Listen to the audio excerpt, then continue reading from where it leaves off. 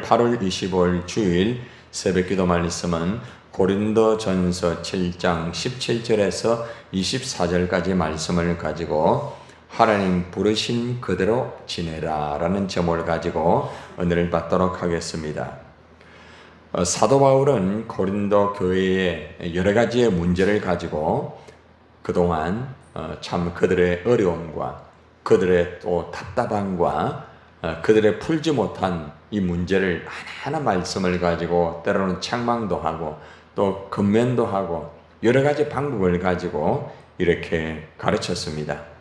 그런데 오늘 말씀은 그동안에 하였던 결혼의 문제, 또 미혼인자가 어떻게 해야 되는지, 부부의 관계를 어떻게 진행해야 되는지, 그리고 또 과부는 어떤 모습으로서 하나님 앞에 서야 되는지, 또 독신자는 어떤 모습으로서 하나님 앞에 살아가야 되는지, 이런 여러 가지를 그저 하나님께서 바울을 통하여서 하나하나 조목조목 가르쳐 주었습니다. 그런데 오늘 말씀은 이제 결혼 생활에 대한 결혼이라든지 미혼, 부부, 과부, 독신자 이런 문제도 중요하지만은 이 그리스도인의 모든 삶의 영역에 어떻게 살아가야 되는지를 가르쳐 주고 있습니다.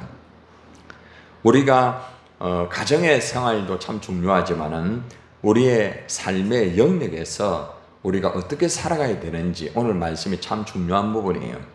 자, 우리가 그리스도인의 모든 삶의 영역에서 어떻게 살아가야 되는지 한번 보겠습니다. 17절을 봅시다. 시작. 오직 주께서 각 사람에게 나누어 주신 대로 하나님이 각 사람을 부르신 그대로 행하라. 내가 모든 교회에게 이와 같이 명하노라. 주께서 각 사람에게 나누어 주신 대로 하나님이 여러분들에게 나누어 주신 게 있잖아요. 그죠? 나누어 주신 대로 하나님이 또 각 사람을 부르신 그대로, 이것을 딱 한마디로 말하면은 하나님이 주신 있는 그대로를 가지고 그 모습 그대로 살아라 이 말입니다. 자꾸 포장하려고 하지 말고 너무 이렇게 욕심 부리지 말고 또 그리고 자기 형편이 좀 어렵다고 해가지고 너무 좌절하지 말고 어떤 형편이 되었든 어떤 상황이 되었든 어떤 위치가 되었든 있는 그대로 그렇게 부르신 대로 생활을 하도록 하여라. 이것은 내가 모든 교회에 세워준 하나의 원칙이다 이렇게 말을 하고 있습니다. 사도 바울이 고린도 교회 성도들에게만 이렇게 말을 하는 것이 아니고 많은 교회에 원칙을 정해준 거예요. 당신들이 그리스도인으로서 삶의 영역에서 어떻게 살아가야 되느냐, 욕심을 좀 그만 부리고 하나님 주신 대로 너무 또 그 환경이 어렵다 해가지고 절망하지 말고 좌절하지 말고 하나님 주신 대로 받은 대로 그대로 좀 바르게 있는 모습 그대로 좀 살아라 이렇게 교훈을 해주고 있습니다.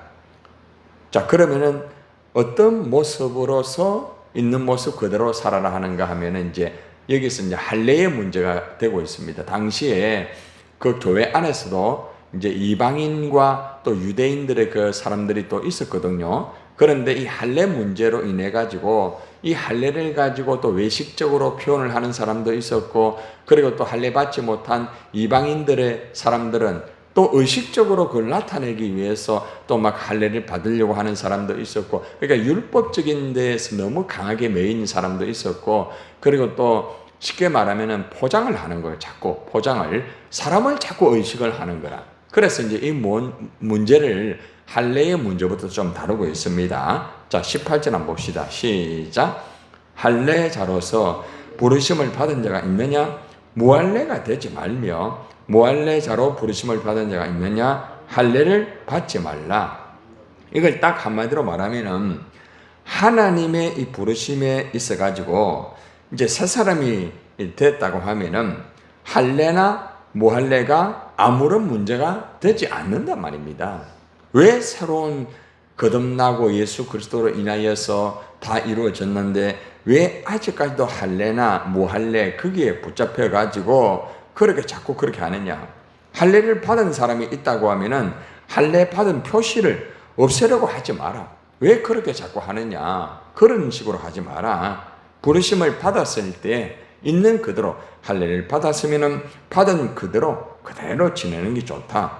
자, 그러나 부르심을 받았을 때 할례를 받지 않은 사람이 있다고 하면은 구태여 또 할례를 받으려고 그렇게 하지 마라. 이것은 이제 하나의 율법적인 것이거든요. 그런데 예수님이 오시고 난 다음에도 이러한 것을 자꾸 행하다 보니까 한마디로 말하면은 자꾸 꾸미는 거예요. 포장을 하는 거예요. 그러니까 우리가 신앙생활 하다 보면은 우리도 모르게 우리 자신을 포장을 하려고 할 때가 가끔 있습니다. 이것은 누구나가 다 이렇게 유혹을 받을 때가 있다는 겁니다. 어떤 사람과의 비교해서 내가 조금 부족하다든지 또 사람과 비교해서 내가 조금 월등한 경우가 있잖아요. 이것은 이제 하나의 열등이라고 말을 하고 있잖아요. 또 다른 말로 우월이라고 말을 하고 있거든요. 그래서 너무 우월감에 붙잡히게 되면은 자신을 자꾸 이렇게 보여주려고 하는 그러한 잘못된 모습이 될 수도 있고, 또 열등에 붙잡혀 있는 사람은 이걸 포장을 하기 위해서 자기가 아닌 것처럼 그렇게 할 수 있다는 거죠. 그 당시에 할례의 문제가 그렇게 됐다는 겁니다. 그래서 그렇게 하지 마라. 새 사람이 됐으면은 할례의 문제를 가지고 자꾸 그렇게 하지 마라. 그건 포장을 하는 것이다. 이제 이렇게 제시를 하는 거예요. 그리고 이제 19절 한번 보세요. 19절. 할례 받는 것도 뭐라고요? 아무것도 아니요. 할례 받지 않은 것도 뭐요? 아무것도 아니로되 오직 하나님의 뭐를요? 계명을 지킬 따름이다. 이제는 좀 할례 문제 율법에 자꾸 매이지 말고 하나님 주신 계명이 뭡니까? 하나님을 사랑하고 형제, 이웃을 내 몸과 같이 사랑해라. 그게 중요한 거다. 왜 자꾸 겉으로 포장을 해가지고 열등의식을 가지고 포장을 해가지고 내가 좀 부족하면 부족한 모습 그대로 하면 되고, 또 하나님 주신 것이 내가 할례를 받았으면 할례 받은 모습 그대로 행하면 되는 것이다. 그런데 왜 자꾸 그렇게 자꾸 포장을 그렇게 자꾸 하느냐? 그렇게 하지 마라. 당신들이 하나님 세겜을 받지 않았느냐? 그렇기 때문에 하나님을 사랑을 딱 하고, 그리고 형제를 내 몸같이 사랑을 해라. 이게 중요한 거다. 왜 의식과 율법에 사로잡혀가지고 왜 그렇게 신앙을 그렇게 포장을 그렇게 하느냐? 그렇게 하지 말라는 거예요. 자, 이 굉장히 중요합니다. 당시의 고린도 교인들은 자기 이기적인 유익을 위해서 할례를 행하였어요. 실제 고린도 교회 안에서 그랬다는 겁니다.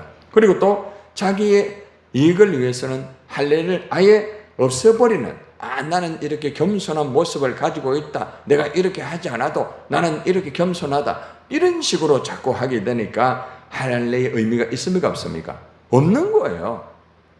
오늘날 말하면 이제 세례를 또 말할 수 있습니다. 세례. 나는 세례 받았다. 내가 세례 받은 사람으로, 내가 직분자로, 내가 목사로, 이제 이래 표현이 되는 거예요. 그러면서 자기의 우월권을 가지고 막 상대방에게 나는 당신보다 훨씬 낫다, 당신은 나보다 못하다, 이제 이래 될 수도 있고, 또 그리고 세례 받지 못한 사람, 예를 들어서 이제 막 시작한 사람, 부족한 사람, 뭐 열등이 있으니까 그걸 자꾸 커버하는 거죠. 자꾸. 그러니까 이런 모습들이 여기서는 할례지만은 교회 안에서 일어날 수 있는 문제가 있다는 거죠. 사실 이런 문제가 한국 교회 안에 실제로 있습니다. 목회자 세계도 그런 게 있고, 또 중직자, 직분자 세계에서도 이런 부분이 있을 수 있다는 거죠. 그래서 하나님께 받은 계명만 바로 지키면 되는 거죠. 또 오해하면 안 됩니다. 그렇다고 세례를 받지 말라 이게 아닙니다. 하나의 질서를 위해서 세례가 이루어지는 것이고, 세례는 하나의 내가 예수를 믿는 사람으로서 공포를 하는 거예요. 하나님 앞에 내가 이렇게 믿음의 생활을 합니다. 사람들이 공포를 하고 질서 있게 그것을 따라가는 것이 세례지, 내가 세례받고 또 직분받고 이것이 어떤 뭐 계급이고 어떤 자리 다툼이고 이게 아닌데, 지금 고린도 교회 안에서는 이런 것들이 이루어지게 되니까 얼마나 사도 바울이 답답합니까? 그래서 이 문제를 이제 풀어주는 거예요. 자, 그 다음에 이제 한번 봅시다. 이제 사도 바울이 정리를 합니다. 20절 시작. 각 사람은 부르심을 받은 그 부르심 그대로 뭐라고요? 지내라. 그대로 지내라. 자꾸 포장하려고 하지 말고, 자꾸 우월감 가지고 자꾸 잘난 척 하지 말고, 열등감 가지고 자꾸 열등의식에 붙잡혀가지고 포장하려고 하지 마라. 있는 그대로, 하나님의 받은 그대로, 잘났으면 잘난 대로, 못났으면 못난 대로, 그런 옛날 노래 있어요. 그죠? 그런 모습으로 그대로 행하면은 문제가 없다. 그대로 행한다는 것은 사랑한다는 거예요.